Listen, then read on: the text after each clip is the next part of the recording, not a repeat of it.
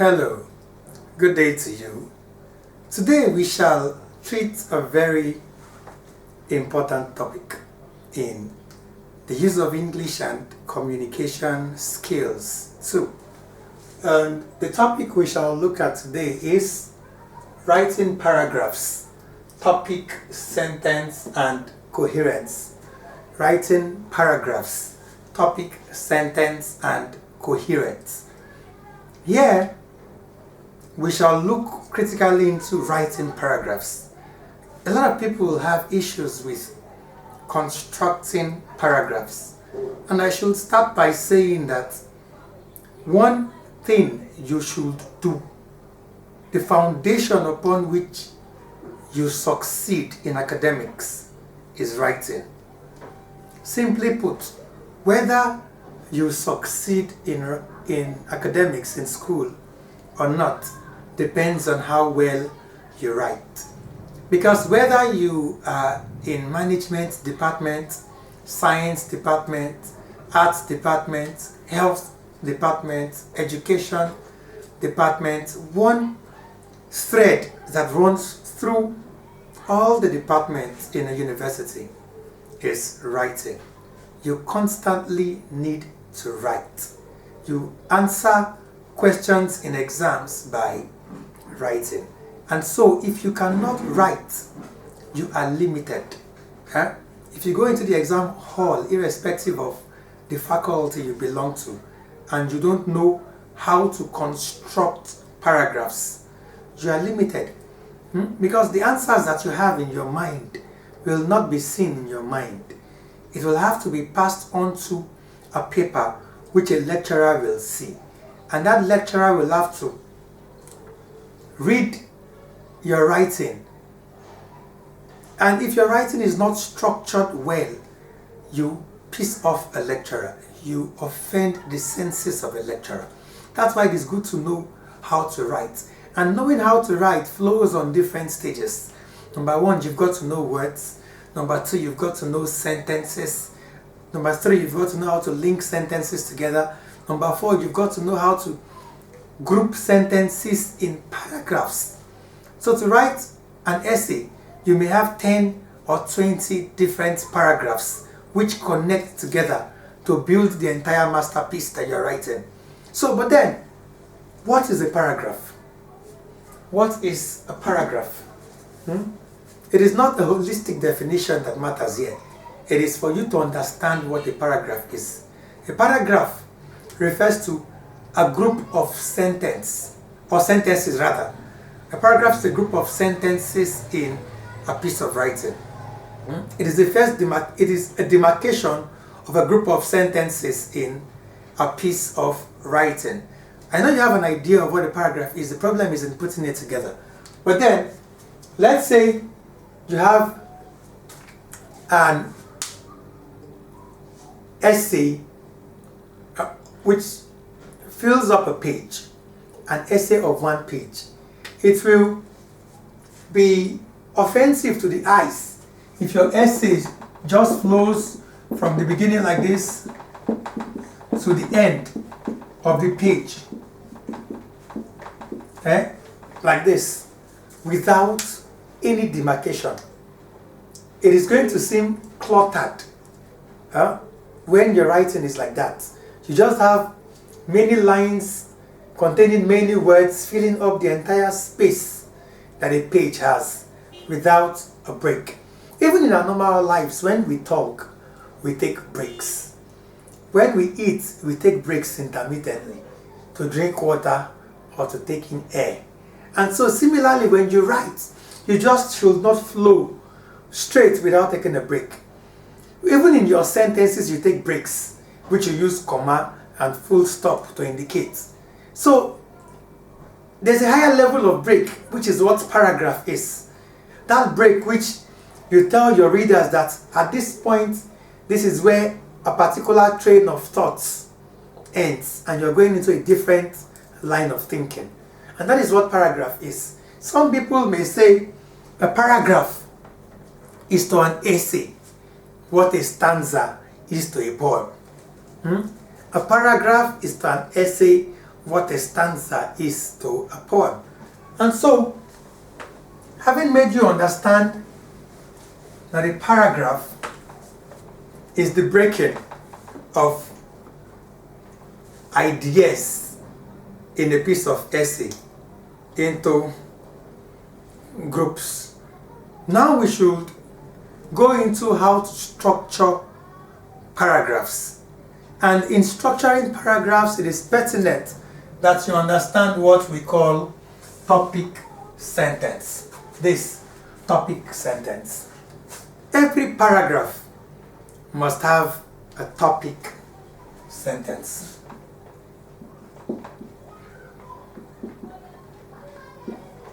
Every paragraph must have this, a topic sentence. A topic sentence is like a summary of a paragraph. A topic sentence is what a paragraph is about. A topic sentence is what that paragraph is about. Meaning a topic sentence should be able to give you an idea of what you should see in the remaining sentences of the paragraph, just by that singular sentence. And this sentence can come up in the beginning of a paragraph, meaning it can be the first sentence that you see when you read the paragraph, before other sentences come. It can be in the middle of a paragraph. It can also be at the end of a paragraph, meaning it can be the last line or last sentence that you see in a paragraph. And so how do we structure paragraphs?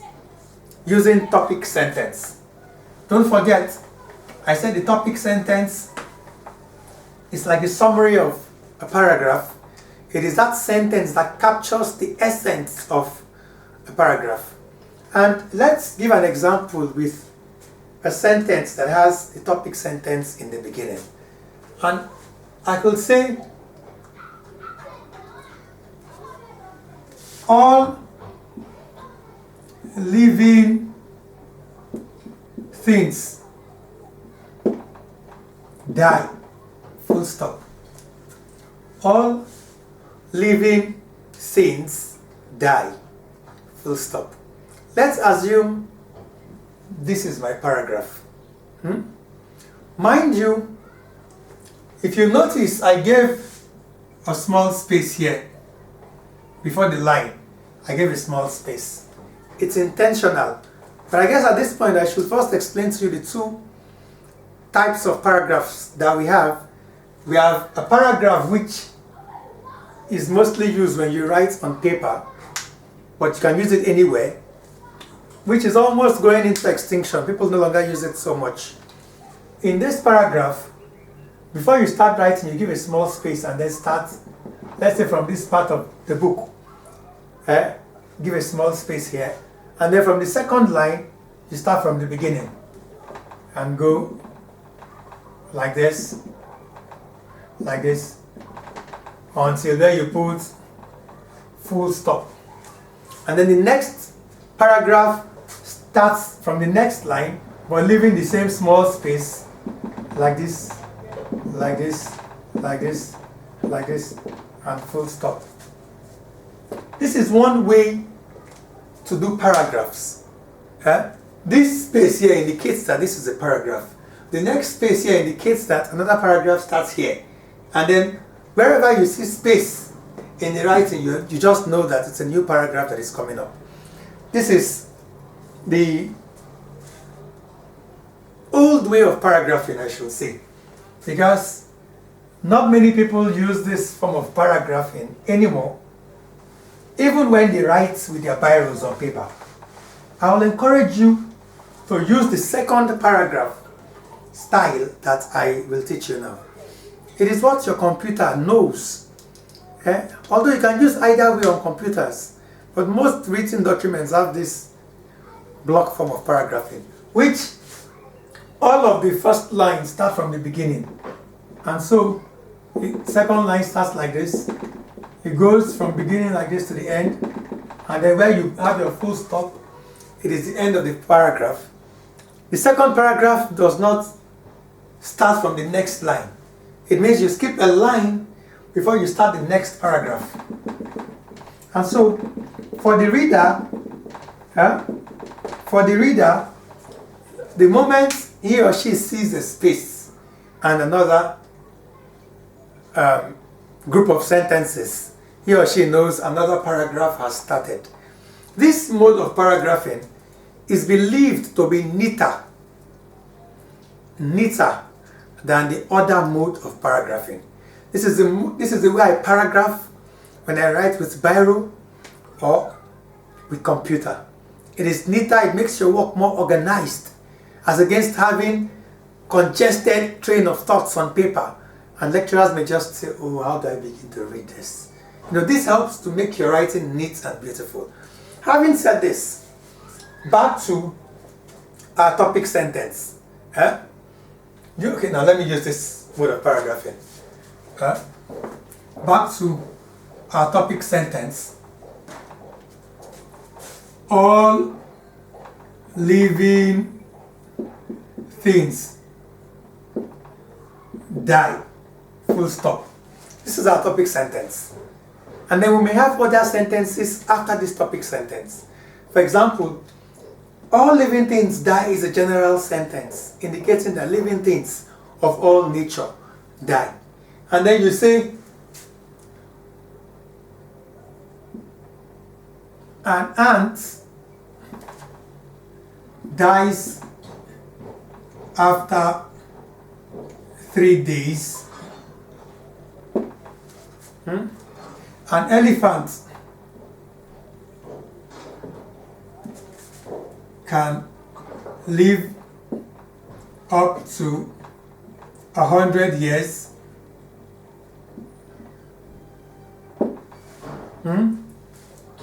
A man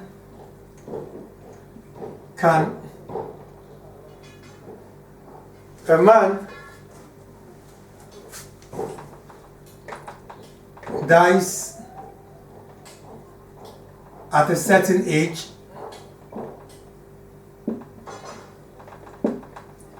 Even plants do not live forever. Full stop. Let's assume this is my paragraph. But there's a sentence that comes first here, and that is all living things die. And this first sentence is my topic sentence. Why?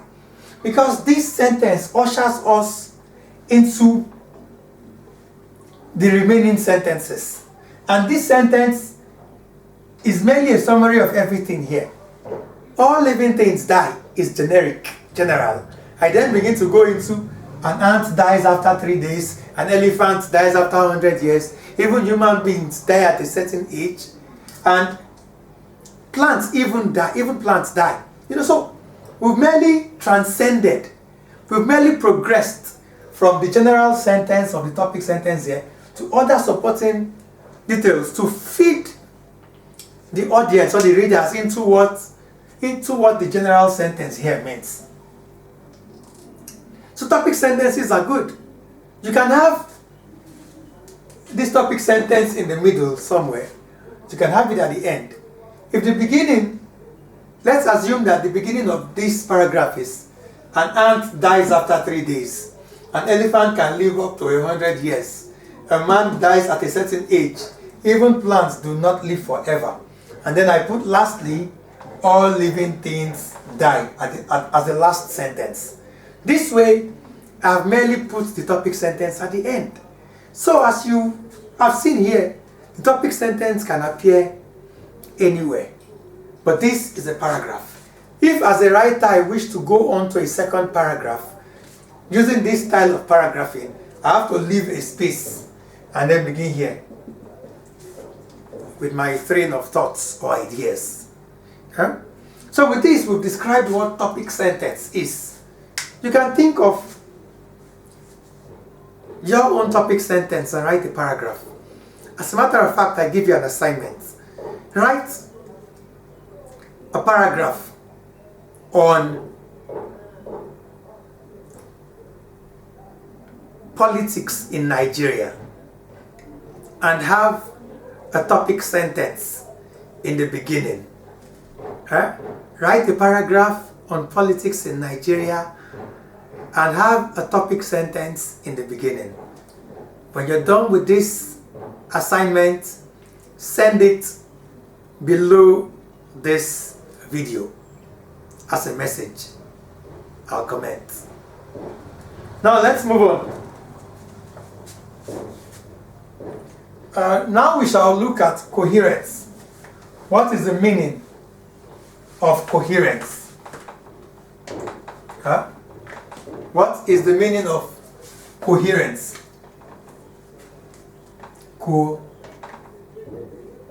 What does coherence mean? Coherence refers to a logical flow of sentences in a paragraph. A logical flow. Take note. Logical flow of sentences in a paragraph. When you have a paragraph where one sentence sensibly leads to the next sentence, which logically leads to the next sentence, such a paragraph can be said to be coherent. But you have a paragraph where one sentence does not lead to the next, and then the sentence which should be first comes third, and then such paragraph is disorganized. You can say such a paragraph is incoherent. Incoherent, which means a paragraph is disorganized. You can also say a person is coherent when a person speaks logically, when a person talks in a smooth manner, where there's a flow in the person's mode of talking, or the person's speeches, or the person's communication, or the person's sentences, then you can say that person is coherent. On the other hand, you can say a person is incoherent when the person talks, but then the person doesn't make sense because the sentences do not flow. Yeah. So even somebody who is eloquent can be incoherent. When you say something in 5-6 different ways and somebody does not understand you, then you're not being coherent. If you are coherent, you'll be able to communicate your thoughts. It means your sentences are arranged well, such that people can understand you easily. Let's give an example. I want to write about corruption in Nigeria. And I say,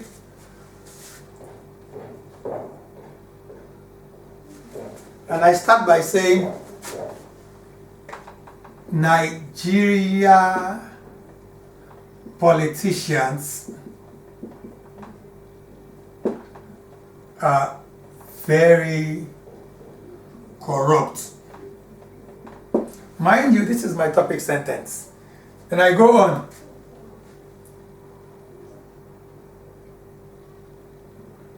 They play politics without decency. They are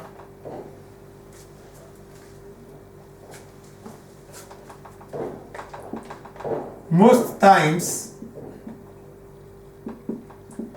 they only care about what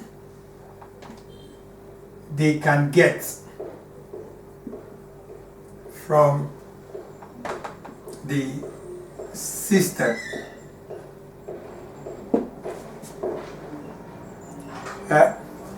And then from the system, I put comma, not minding. Okay, let me not even put it this way. From the system, full stop. So we have how many sentences here? Nigerian politicians are very corrupt they play politics without decency. Most times they only care about what they can get from the system. This can be assumed to be a paragraph. Is it logical? Is it coherent? Looking at this paragraph, it is coherent.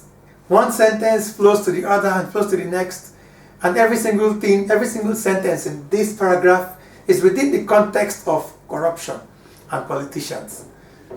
Nigerian politicians are very corrupt. They play politics without decency. Most times they only care about what they can get from the system. It flows. But if I do it this way, if I start by saying, most times they only care about what they can get from the system. They play politics without decency. Nigerian politicians are corrupt. It may not be coherent enough because I'm starting on a wrong footing. Most times they only care about what they can get from the system. What am I talking about? The beginning of my paragraph does not indicate who the first sentence is about. And sentences should not be structured that way. So such a paragraph is incoherent. So you must know what sentence should come first and which should come next for your paragraph to be coherent. And some paragraphs are incoherent also because the writers digress unnecessarily. They're talking about politicians and corruption, and then you mention Christmas in between. Bro, sis, what is Christmas doing in corruption? Unless you have to link it. But if you just deviate from your train of thoughts unnecessarily, it can be said that such a paragraph is incoherent. Moving on to transitional devices. For you to have in any case, transitional devices refer to transitional, let me clean the board first. Transitional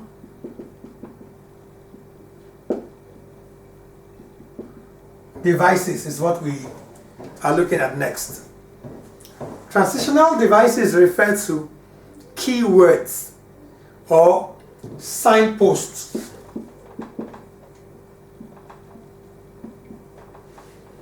In English language, transitional devices refer to signposts. These are words that let you know which points or the direction the writer is going towards. They are signposts because they call your attention to critical information in a paragraph.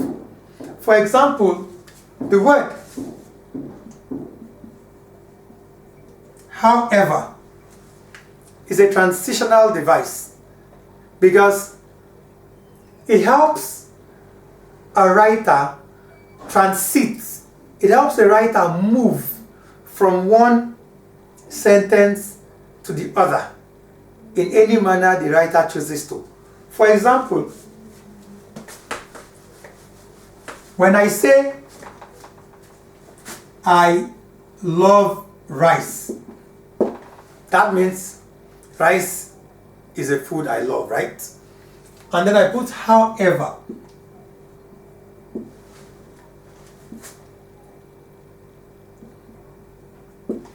However.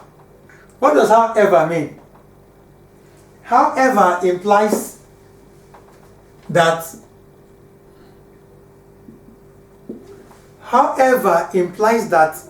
a contrary information is about to be stated.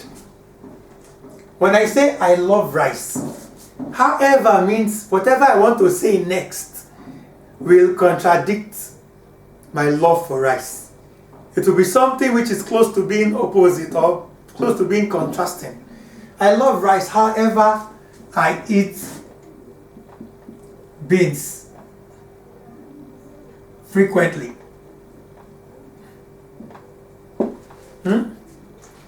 However, it's a transitional device that works like but. If you have not been using it before, start using it. Whenever you hear the word however, it means whatever should come up, whatever sentence that should come up should negate. Should negate. It means should contradict what you have said before. You get it?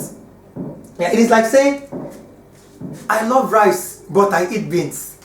It works like but, however. So there are other transitional devices like we have notwithstanding.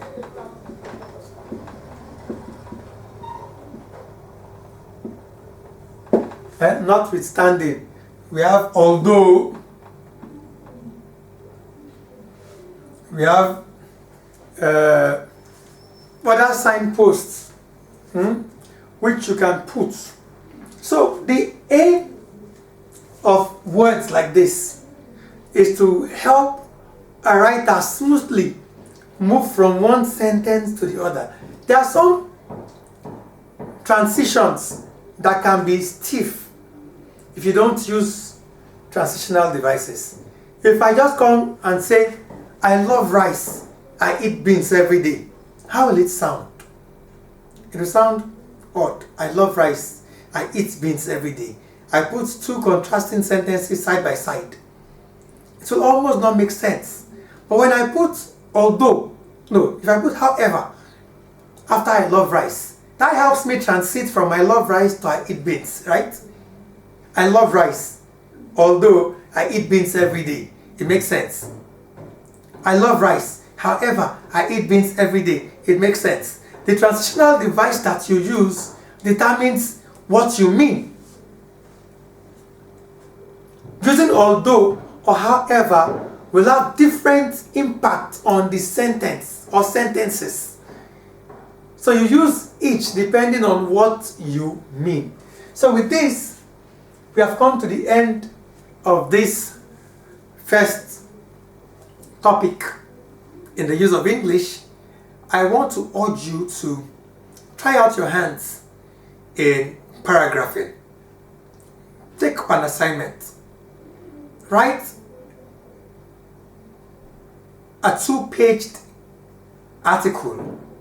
A two-paged article comprising of not less than 8 paragraphs, with each paragraph having a topic sentence.